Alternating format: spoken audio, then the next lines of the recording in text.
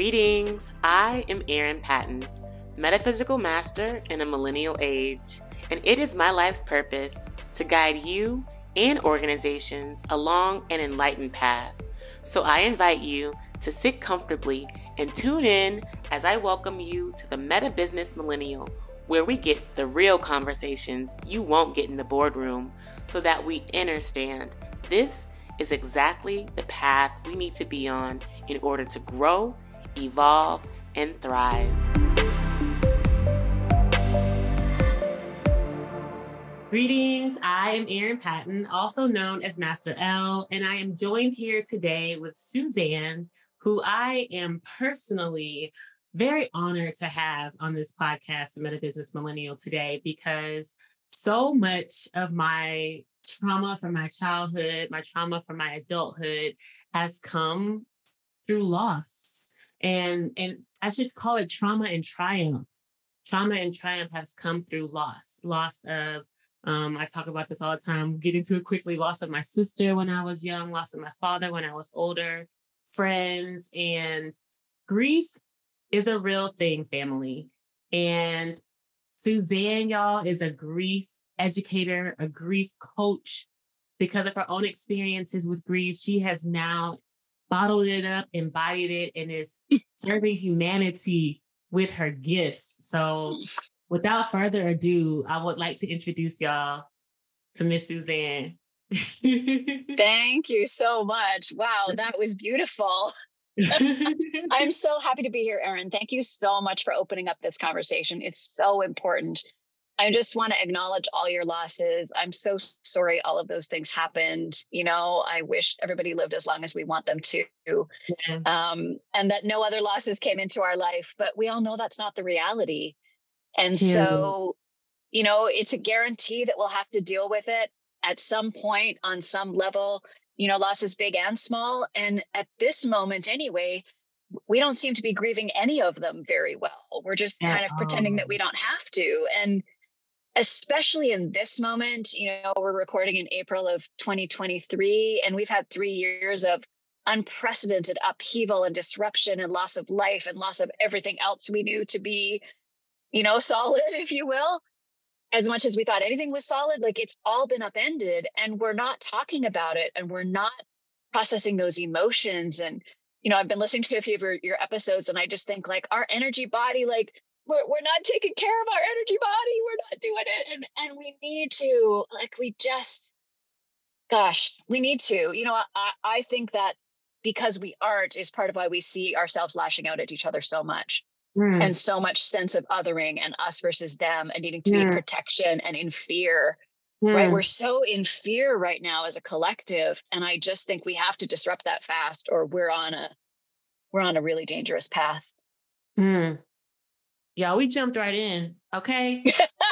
We're just going to go. we have skipped over introductions. I don't know anything, but I'm from Vancouver. Y'all, this is what happens when two souls meet and we are on the same mission. And and folks I know that are watching, that are listening to us, are feeling that calling to something greater, to something higher. And first and foremost, it requires the acknowledgement of all that you just explained in terms of the fear, and then the healing. So with that in mind, let's rewind a little bit. Let me go back to introducing myself. Hi, I'm Suzanne. I am a grieving mom turned grief educator. So I come to this mission from my most recent loss, which was my son, Ben. He died in September of 2020 at the age of 22.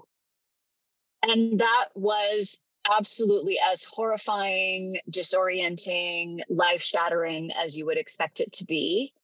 And I knew that even though I had kind of done grief before, I think of grief almost as an action word. Like you have to do grief. You can't just like hope it happens to you. Like this is an active thing you have to do.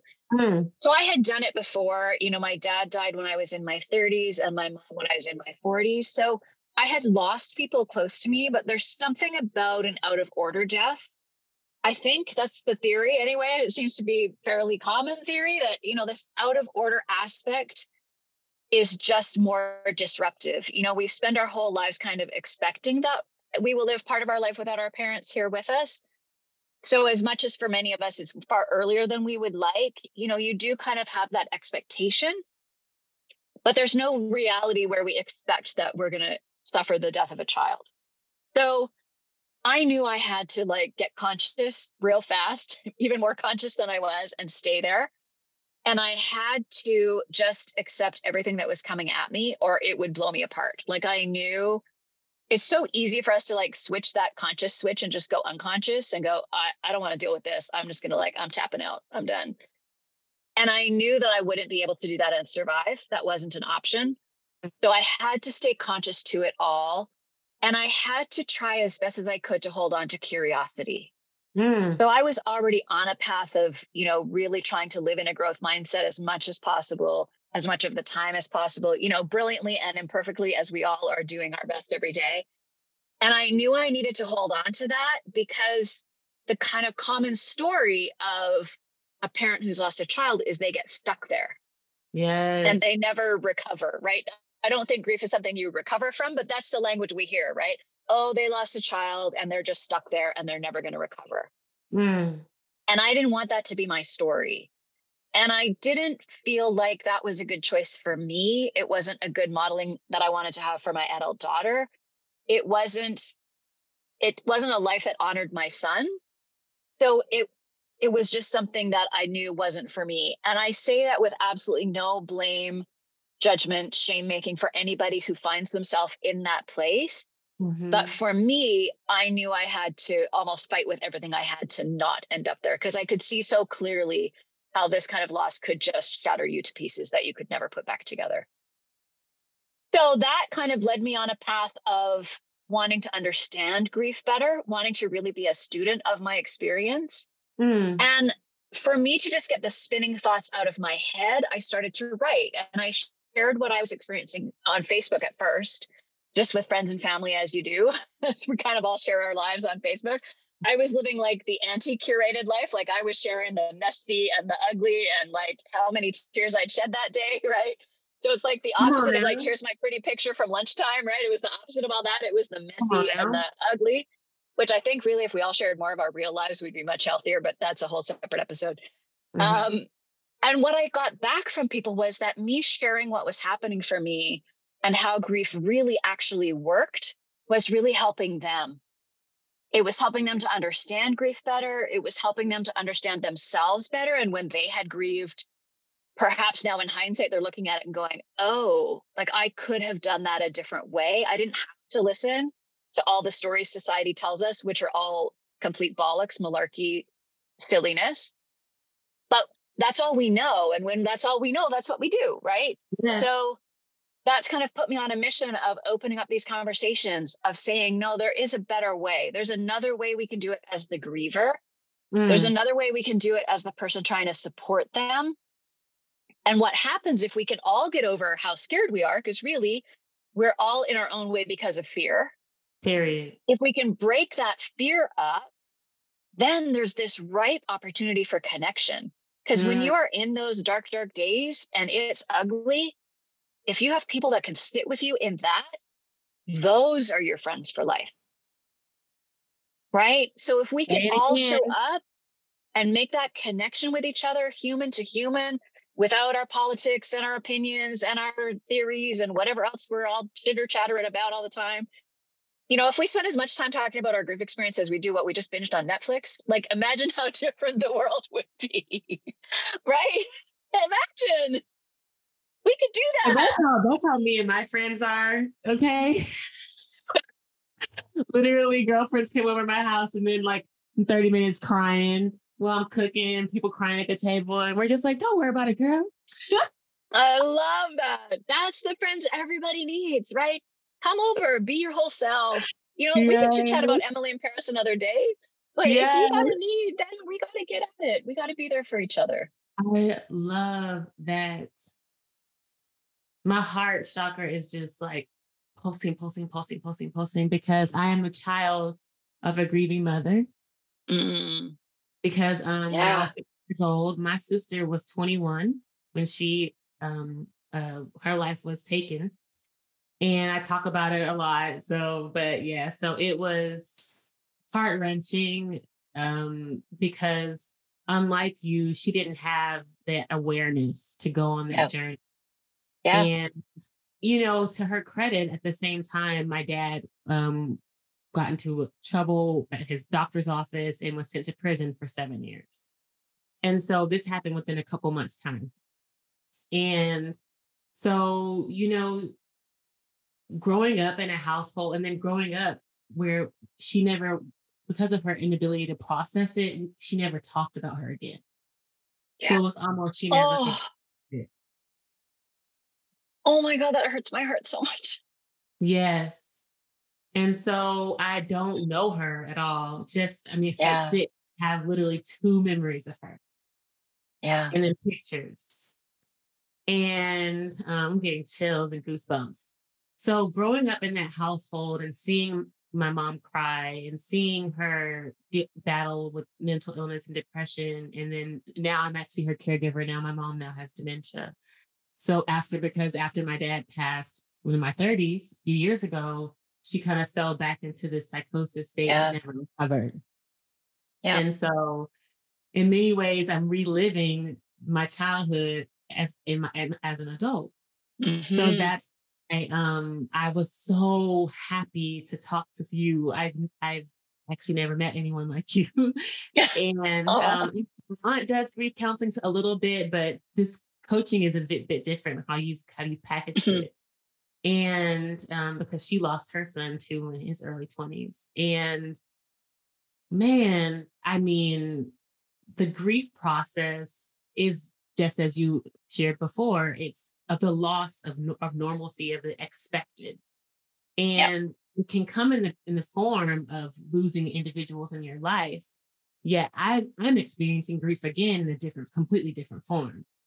And so being able to understand the stages, and I was just really hopeful that you like talk through the stages and talk through the emotions, because this is some real shit, y'all. Like these are real ass emotions that I'm feeling right now. Yeah. it Yeah. can really paralyze us. And that's Hmm. literally what I have witnessed with my mother. That's what I've experienced personally. I can always, point at people in my life, but what about myself? I've experienced it personally. And if it Yeah. weren't for my deep, deep knowing that there is something else out in this experience, then I would have been gone right along with all that I was, dealing with. Yeah. With all that to say, I mean, you did talk about the catalytic experience that woke you up from the grief, but I'm sure you can walk us through, walk us through what that grief felt like for you, because even though a lot of people who are listening may not have had that kind of out of order experience, Hmm. there are so many other aspects of their lives that may feel out of order that they're grieving. And so, Yeah. could you kindly speak to the stages and the emotional kind of like roller coaster that you went through, and then kind of share the triumph? Like, how did you overcome it? Why did that?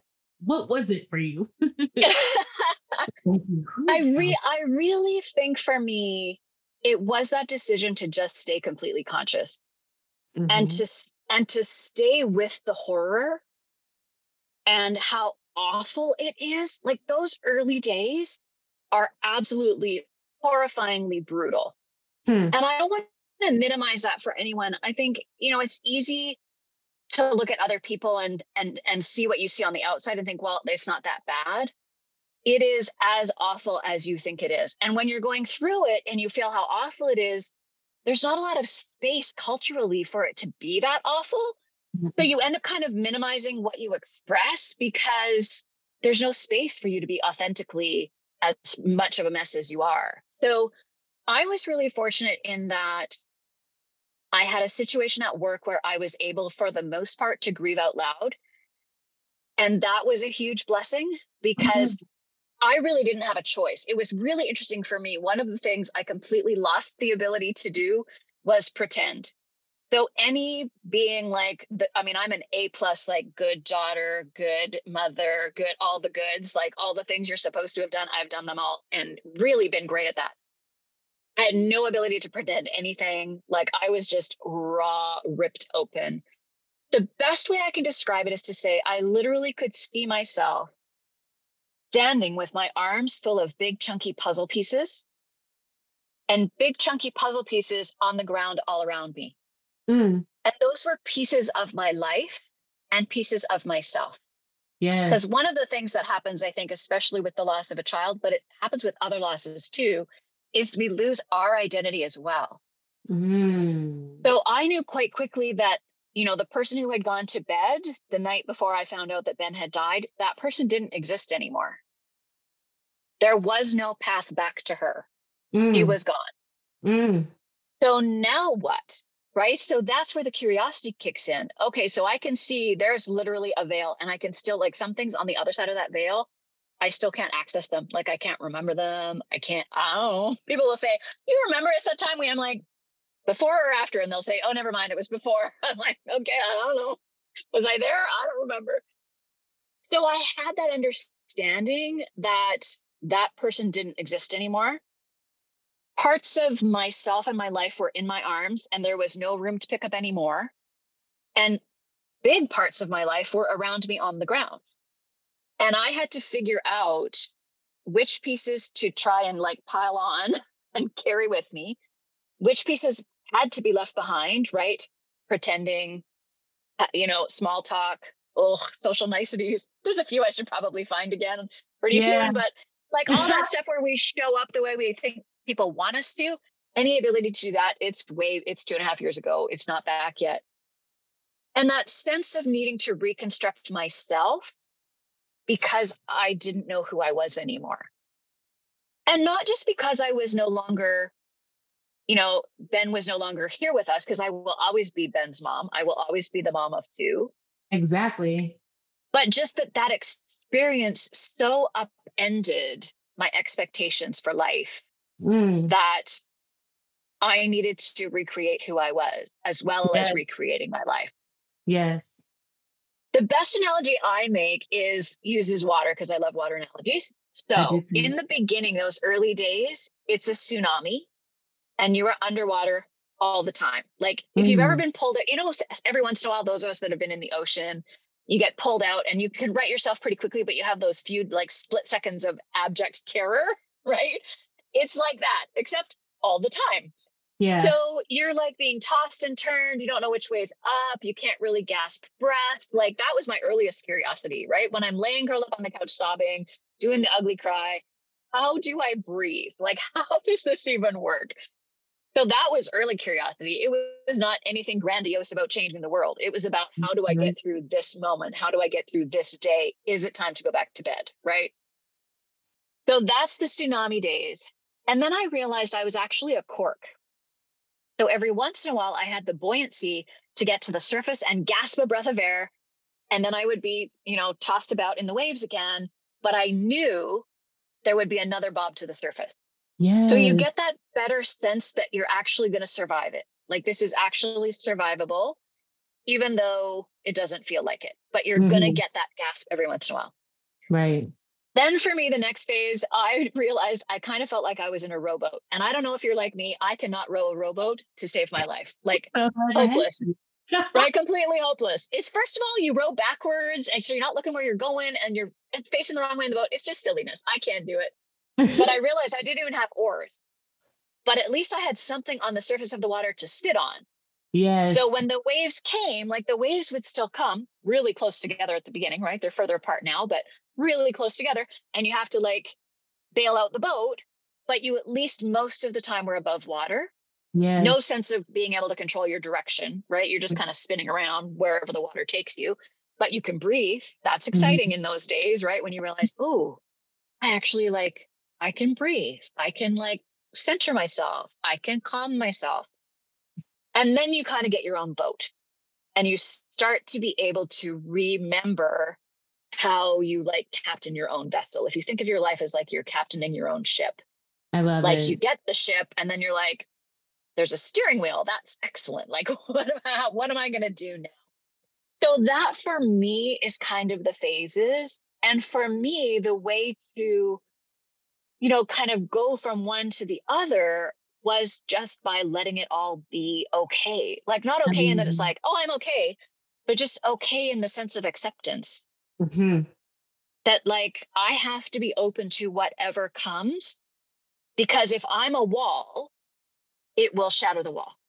Mm-hmm. So I have to be something more malleable, more spongy, more open, more something, or I will be permanently in pieces and with nothing to do about it. Mm. That's so good. Because what you just articulated is in your presence, your consciousness, you're extending yourself grace in that too. Oh gosh, yes. And Yes. that's something that I recently touched on in one of my podcast episodes, because we have a tendency to judge ourselves, especially when we're feeling deep pain and deep emotions. It's something, it's shameful. Like, I'm ashamed that I'm in pain or that I'm hurt. Yeah. However, you were just like, fuck it. I feel this. I'm angry. I can't breathe. I'm just going to sit here and not breathe under the water, under the water. Because there was nothing I could do about it. Right. There was nothing I could do about it except experience it and hold possibility and probability, right? That this would shift, that something would open up, that I wasn't going to be that forever. And that's what happened, right? Because I think because I didn't resist it, no, resistance is futile, right? You can't. I remember just hearing that over and over in my head, like, resistance is futile. Just let it be. Just let it come.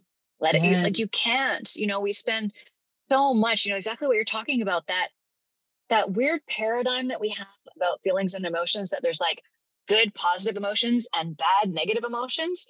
That languaging about emotions to me is really problematic.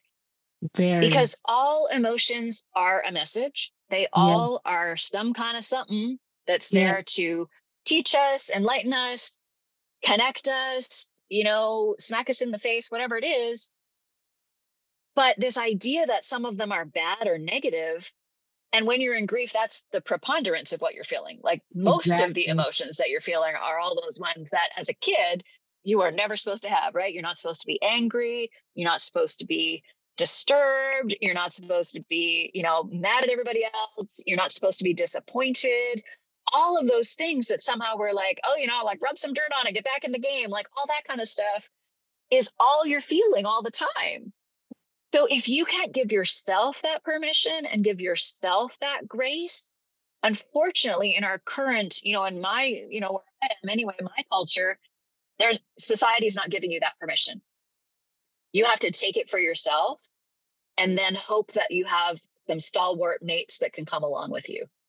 Because, like, society's not saying, oh, please come in our coffee shop and cry all over your latte. They're not saying that. They want you there looking all together, snapping an Insta photo, doing whatever it is. Like, we're all pretending so much. And you can't in grief, and get to integration. And that's the goal, right?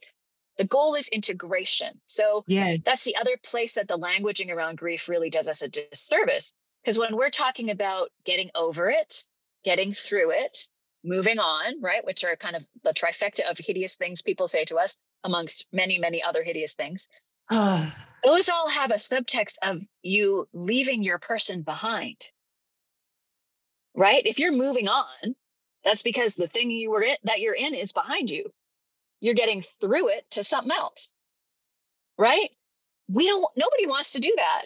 So we get kind of stuck in, well, how am I supposed to move on? But I'm not leaving Ben behind, right? I'm moving with. No, he's not here physically. I can't give him a hug. I would give just about anything to do that. I can't, but I can think about him. I can watch for signs from him. I can, we have so many rituals we've come up with, my daughter and I, because we want our lives to be as big and rich and abundant as they would have been had he still been here. Period. And the only way to do that is to get to integration, where we talk about him and we'll say, oh, we're going to go do that thing. Oh, he would have loved that so much. Or we're doing this thing because we love doing it with him. Whatever it is, he's a part of our lives. And why wouldn't he be? Like, that's the experience you had, right? Where your mom wasn't able to talk about your sister. And now you've lost her in a way that didn't need to be. And that's all, I mean, again, that's all no blame and judgment. We are all here doing the best we know how in any given moment. And, 15, 20 years ago, 25 years ago, whenever it was that happened, was a different time for us as a collective and a Yeah, collective consciousness. 100%. And the pressure she would have been under to like put on a good face and like raise you right and, not fall to pieces. And then to have your dad disappear from the picture so soon after, and all of the shenanigans the society puts on you when something like that happens. Yes. I mean, that she is still standing as a testament to her, right? I say that all the time. I mean, good gravy. And that's all external. That's all external. That's all, I don't know if I'm allowed to swear on this show, but anyway, it's all that bad stuff. Yeah, no, I already did. You didn't even notice. Oh, I didn't know. I do say it's all that shit and shinola that society puts on you, right? Like they give you shit and you're supposed to make shinola out of it. It's like ridiculous. Like the expectations we put on people in the most horrifying circumstances to like put on a good face. It's ridiculous because you're uncomfortable. I have to put on a good face. No, that's a you problem. That's not a me problem.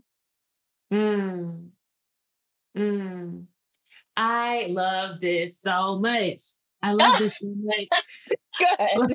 I'm just trying to feel like, where do I go next? Because something that stood out to me for some reason was you talking about like, you can't even go to a coffee shop and be yourself. Like you're expected to always kind of put on a show. And this is what I talk about a lot in my existence, because obviously that was my programming. That's how I was raised. And not only was that it, but I was in beauty pageants. I was like a dancer. I was doing like theater. Like I learned how to perform my ass off. And me too. People, theater person too. Yeah, 100%. All that. And so it wasn't until, a little before my dad made a transition a few years ago where I felt like you ripped open, like I was exposed. Like, and I still am kind of grappling with how to even be myself because I had never had to use my emotions before. Yeah. And so it was just in the past couple of years where I started my Tai Chi training and understanding what energy was and how to sense our energy, and our energy comes with our emotions. And I was just like, oh, what's that? Yeah. How does that work? We should explore some of that. But really, like my pain, like it's supposed to, like you said, it speaks to me. What? Yeah. This is very recent. But we're so disconnected from that, most of us, right? We're disconnected from our body. We're all operating up here. I'm an A+ head student, right? I can think my way, logic my way. I'm Virgo. I was born that way, and I have honed that skill, right? Yes. A+, like this idea of like, I need to actually, wait a minute, I have a body and it has something to tell me, and there's like energy there. Yes. And I'm so glad I had started to do a bunch of that work before Ben died, because really, if I didn't have a foundation in that knowing and that understanding, I think it would have been a whole lot harder. Yeah. Because I had to honor all of that in order to get to, I'm 2.5 years out. I have a lot of work left to do. Yeah. But I'm doing okay. Like I'm doing okay. And I was going to say I'm happy with how it's going, which sounds so weird when we use language like that when we're talking about grief. But really, I'm okay with how it's going. Would I exchange all of it in a heartbeat to have Ben back? Of course. And I don't have that power. So I had to make choices and have to continue to make choices about what I do. Right. And I get to the place where I just think, this horrible, awful thing happened, and I will not let it be for nothing. I will not. It has to be for something. And I know that's not everybody's path. And I am not a believer that like things happen for a reason. I didn't need this awakening. I was on the path myself. I did not need this. And when things happen, we have to make choices. And my choice was to just learn as much as I could, be a sponge of my own experience. That's why my business ended up with the name that it was, because I thought, no, this needs to be about like, what is the lived experience? I don't care about how many books you have read. I don't care about how many whatever else you have done. I Yes. can respect all of that. But if you have not walked this path, You can't tell me nothing. you can't tell me nothing. I love that. I'm like, Yes, you cannot can't tell me tell me nothing. nothing.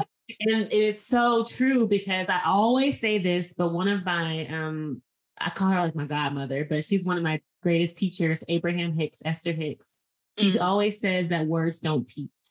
That No. we can listen to her all day. We can listen to all these gurus, blah, blah, blah. We can do all these things. But if we don't have the experience, then it hasn't been embodied, essentially. Yeah. We have to have the embodiment of the experience. And that can be achieved in many ways. That can be achieved through meditation, through light healing. There are other ways that are, metaphysical that can still mimic the lived experience, but there is nothing like you said, the lived experience that teaches us how not to touch the hot stove, how not to burn ourselves. You don't know what you don't know. Yep. And all we can do is just be open to whatever opportunities for growth are presented to us. Mm-hmm. And I would not have asked, I didn't ask for this growth. I was on a growth path. I was doing just fine with my growth, right? And, I don't think this needed to happen to me. Mm. And it did. And the reality is I am now a grieving mom. And so what do I do with that? Mm-hmm. And what do I do to help other people who are stuck, who are afraid, who are isolated, who are alone? And that goes for both sides. Like that's the grievers and the people trying to support them. Yes. Because we're all tangled up in these stories that, we have been taught, that society tells us about how grief works. Most of them complete nonsense.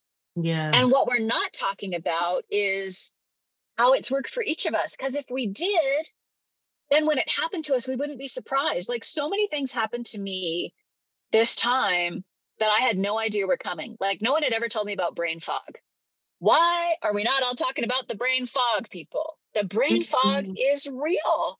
And evidently up to 5 years, which like to me is distressing and encouraging because I'm at 2.5, so I'm halfway there. But That's it's so brutal. True. It's so but true. People don't talk about it. We don't talk about the physical pain. We don't talk about the sleep issues. We don't talk about the anxiety that you never had before that now you do because you have been smacked in the face with the unpredictability of the world and life. We don't talk about tingling in your extremities. We don't talk about all of that stuff. But if we did, then when it happened to us, we wouldn't feel like there was something wrong with us. We wouldn't feel ashamed at not being able to manage. Right? Which then it's a self-perpetuating issue because since we don't know it's normal, we don't tell anybody about it. So we don't get a reflection that, oh, that's normal. That happened to me when I lost this such and such. Then we're all staying isolated. We don't need to be more isolated. We are way more isolated than we should be.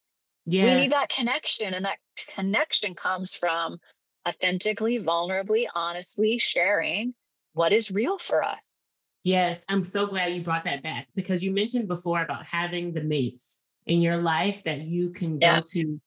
And I must admit that I was one of those people who didn't have necessarily the supportive tribe that I needed when I was going through my grief at either stage, young or old. And I heavily, luckily, God always puts the people in your life when they need to be. And that's when I was introduced to one of my first healers and teachers, Elizabeth McCartney, who was on the show earlier in the season. And talking with her openly about things and getting healing and the non-judgment and she having lived some similar lived experiences, talk to us about the importance of you as a coach for those who don't necessarily have the support system where family has conveniently disappeared or they only show up when it's time to get the paycheck From Yep. the insurance companies or the whatever investments that they have. They care about the money and the house and the bills, but they don't actually care about the people having to deal with the things that come with the death. Because that's Yeah. been my lived experience. Yeah. And it's very normal. I'm here to tell you that is normal, unfortunately, right? That's where we're at. But, and what's so interesting to me is there's this kind of accepted expectation in grief that grief will change your address book. It's just accepted. That's what's going to happen. You will have a set of friends. You will have this catastrophic loss. When you look back at your life a couple of years later, you will not have any of those same friends. Hmm. And I will, fight till my last breath to say to people, it does not need to be that way. It does not need to be that way. We can learn the skills and mindsets to show up for each other and to be that person who shows up. Like I had people, and it's so interesting, the people you think can show up for you often are the ones that scatter. It's like when the light comes on and the cockroaches all run. That's what grief is like. The light is shining bright and everybody is gone for the corners. And the people who were able to show up for me were the people who were able to be that open, honest, authentic, vulnerable. I have no idea what to do. I have no idea what to say. We can figure this out together. I'm here for you, whatever it takes, however long, whatever it is. And if you don't have people like that in your life, like I had about 3 that were able to show up for me and are still hanging in long term. They're my, forever friends. They're ride or die. Right. They're my new ride or dies. And some of that, and they were all at different space. If you think of friendship as being kind of ripples in the water after you've dropped a pebble, right? You have your really close people and then the next and then the next and the next and next. And some of them were from the close group. Some of them were out here. Like they came from wherever they came from, which was amazing and beautiful. If you don't have that, you need to find someone who will witness for you. Because one of the few kind of constances about grief, no matter who you are and what your grief experience is and what your loss is that grief needs to be witnessed. We need someone to help us to just say, it's okay. Yes. It's as horrifying as you think, and that's okay. Mm-hmm. We can get through, we can, I still struggle with the language because some of that language is so horrible. I was going to say we can get through this. It's horrible. We're not trying to get through it. We are not broken. We don't need you to fix us. We just need people who can sit with it, who can be in that messy, vulnerable, uncomfortable, sobbing tears, right? Like you were saying with you and your friends, you're just dropping the vegetables, gonna cook the dinner, and we're having our cry fest, right? That's beautiful because a shared burden is a lighter burden. And if you have people around you that can at least listen, people can't walk your grief path for you. Unfortunately, I wish I could. I wish that's what I offer as a coach. I will just take that backpack from you and I will do the work. You can't. You have to walk it yourself. Yeah. And it can be very, very helpful to have someone that can co-create that path with you. Yes. Right. So that's what I try and do. I have how I did it. That's not going to work for everybody. What I do is help people find the way they can do it. Because they will have different stories that they have to let go of. They'll have different, inner barriers that they need to break through and different identities that need to be disrupted or that they need to figure out how to put back together, right? If you go right back to those early days where I'm standing there with my arms full of myself and looking at the pieces of me on the ground that don't fit anymore, like it's helpful to have someone that can say, okay, well, where are you stuck? Where are you feeling held back? Like, what skills can we learn? What skills can we bring forward? I was so grateful that I had a pretty robust toolbox of skills for, breathing when sobbing. Thank goodness there's a great book called Burnout. If anyone wants the breathing while sobbing trick, that's where I learned that, right? The writers of Burnout were on a Brene Brown podcast, and I had heard them not that long before Ben died. Thank goodness, because I remember one day thinking, wait, what was that thing they said you're supposed to do? Okay, let's give it a try. Oh, it worked. Oh, hallelujah, right? Yes. But, there's skills we don't have because we're in this weird place with grief where we don't talk about it. We don't share how we managed it. We don't share how we created a path. We don't share how we found people to talk to. We don't share how badly we felt that we backed away and went, oh, I don't know, I'm scared. I don't want to do the wrong thing, so I'm going to do nothing. And now I feel terrible. And now we're all shamed and isolated. And this is awful. We don't share all of that. And so then you're left isolated and alone and feeling like there's something wrong with you, when really, what I would say to any griever at any phase, stage, timeline, whatever of grief, everything you are feeling, someone has felt as well. Period. You are not alone. What you are experiencing is normal. The society you are experiencing it in is abnormal. That part. Just drop the mic. But that's the reality. This was me. Like, you are speaking to my experience. So 2 years after my father passed, I literally give birth to my son, and I'm caring for my mom, who at this point is hitting the dementia phase. And I literally am writing in my journal, I hate myself, like I want to die. Yeah. And people are really astounded when I say that because of the work that I do. But this is why I'm here today, is because I hit such a low, like literally my family's attacking me or they're absent. I'm dealing with issues with my child's father, like it was and when you mentioned the 2 years out, like you are still in a fog. You're 100% right. Yep. I wasn't even really crying then. I didn't start crying till like 3.5 years out, to be honest.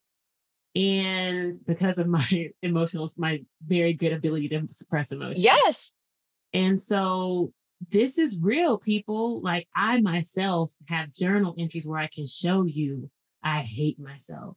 I deserve all of the bad things that happen. Like, I really felt the worst about my life, about my existence, about all that I was doing. And I was doing, and still am doing, so wonderfully at it. Mm-hmm. I was a functioning griever. I was a functioning just person, just living to just live, Yeah.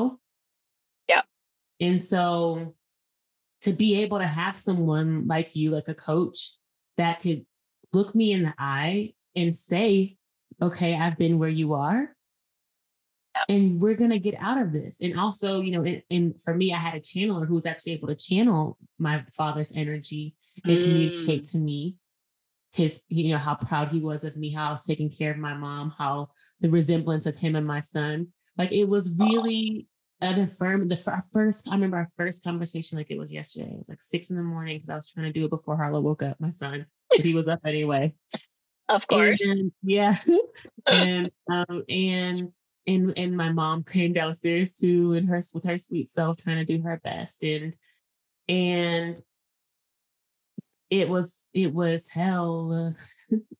You talk about a goddess embodied, you have to walk through the flames. It's like the hero, the true hero's journey, the phoenix rising from the ashes, because you have to die. That old, like you said, that me, that she did. Like, I don't even care that for her to come back, No. And so I love that you said that too, that whoever that was, not me, because what you also exude, and you mentioned before how you were happy. I wanted to share with you how joyful you are, how full of joy you are. And this is something too that's not expected in the same breath as grief. Yeah. But I can still have joy and miss my son. Okay. I can still have joy and be sad. Like it's like all of it exists together, but we're, like you said, we're so used to the dichotomy that we don't realize the spectrum it's all one. I like to call it more of like a sphere than the spectrum. It's not even linear. It's like circular, cylindrical, the bowl of spaghetti. Right? It's all like tangled up sometimes. And so this is all I've ever resonated with, so much of it.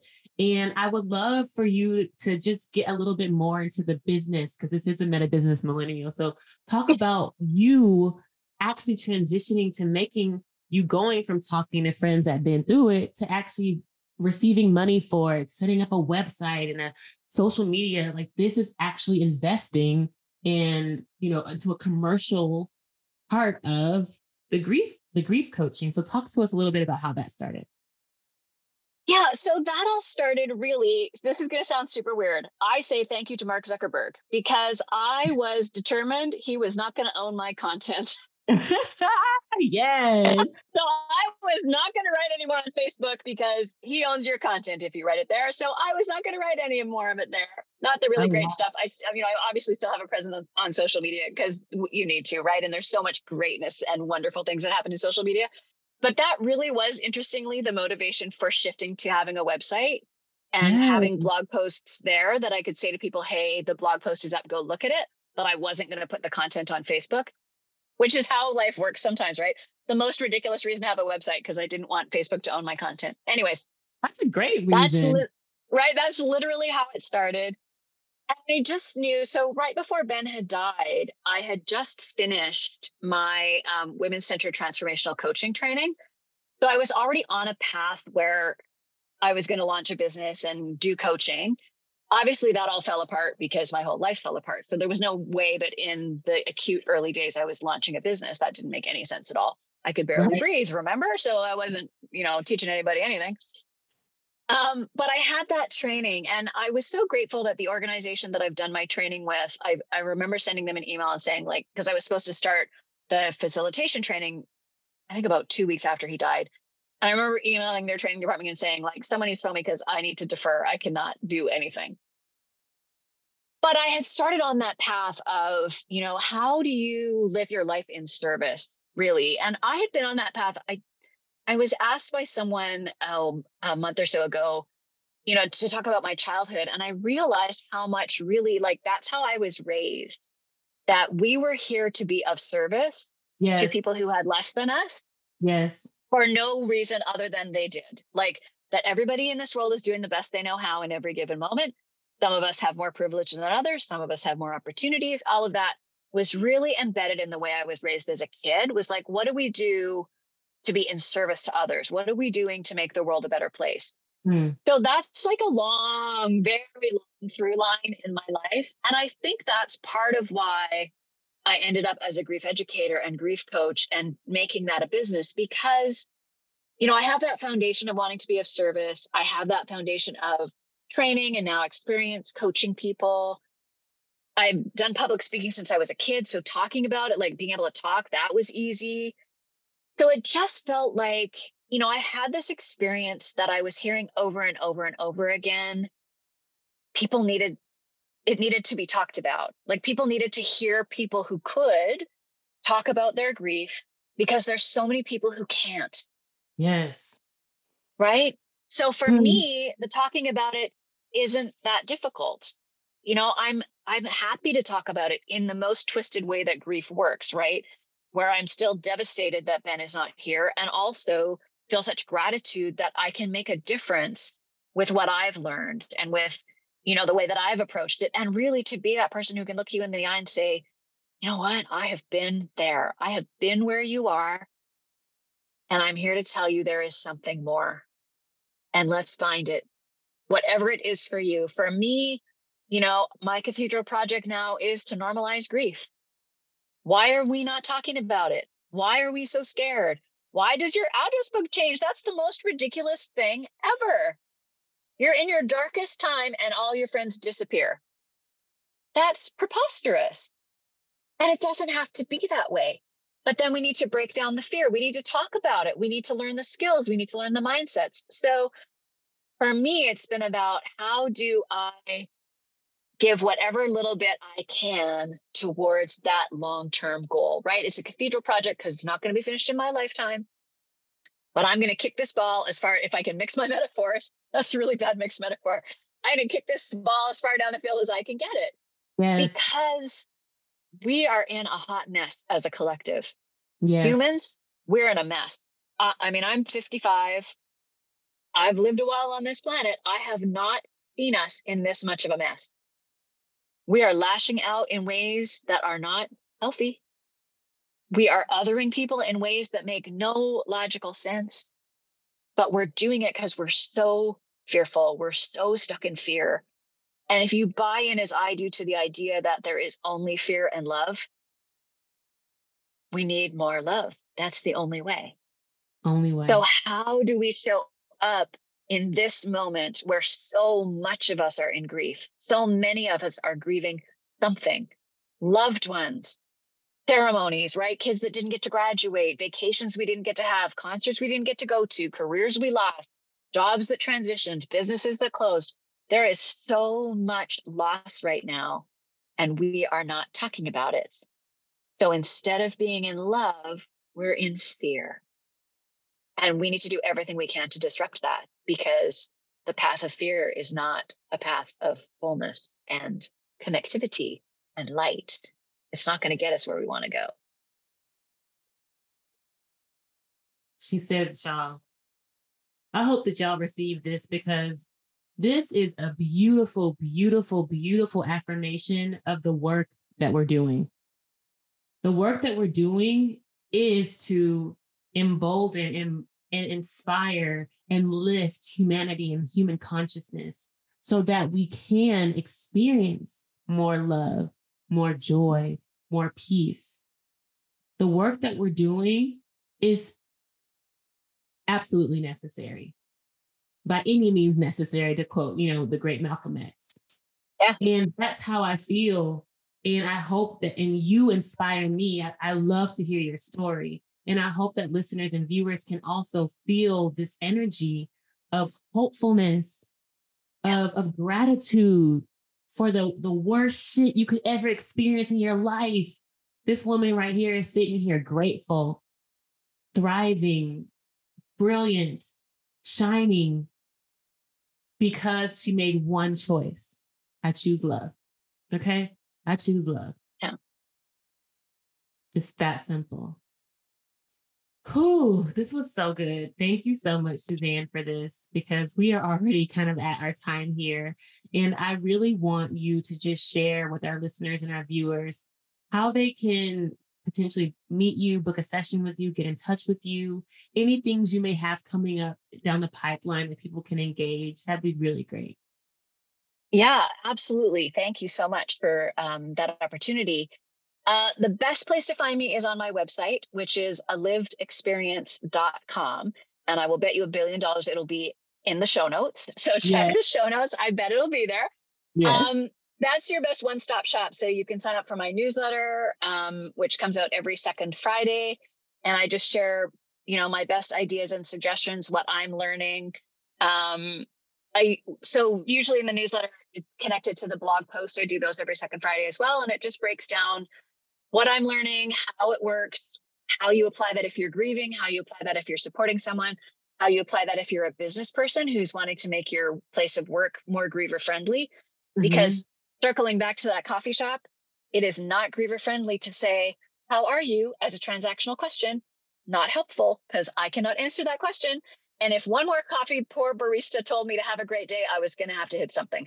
So, right, talking about all those ways that we do that in businesses and at workplaces. So that's kind of the breakdown of the newsletter. There's also a place there for any workshops that I have coming up. I'm going to be away for a few weeks, so there's gaps in the schedule and it's changing all the time. But I put those always in my newsletter as well. So if you sign up for the newsletter, that's great. You can follow me on Facebook, Instagram, LinkedIn, YouTube. Most of the places, not Twitter, because not Twitter. Yeah.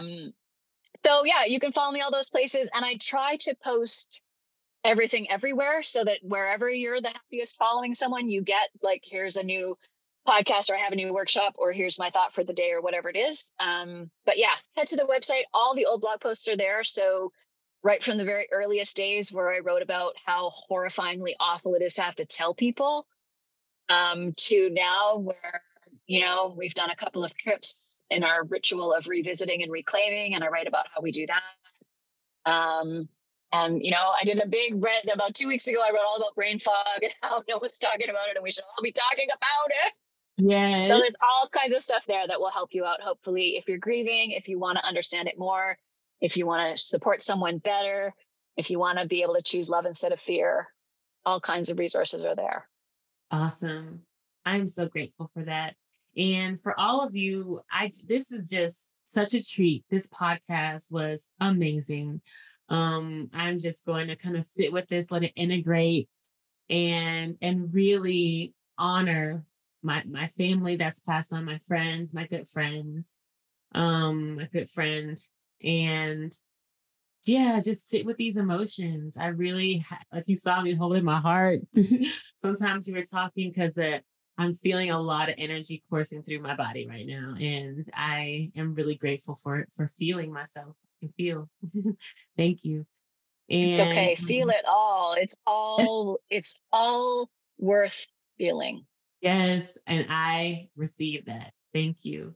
Yeah. And for all of those that want more of the MetaBusiness Millennial podcast, more of these enlightening, feel good, feel some kind of way conversations, you can always follow us at the MetaBusiness Millennial podcast. We're on YouTube, Instagram. Also, you can find me at I am Erin Patton on Instagram, Facebook, LinkedIn, and YouTube as well. Of course, more resources on my website at themetabusiness.world.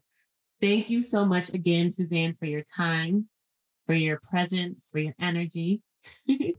Thank you so much for having me. I really, really appreciate it. What a great conversation. Yes. And for all of you, much love and light to you.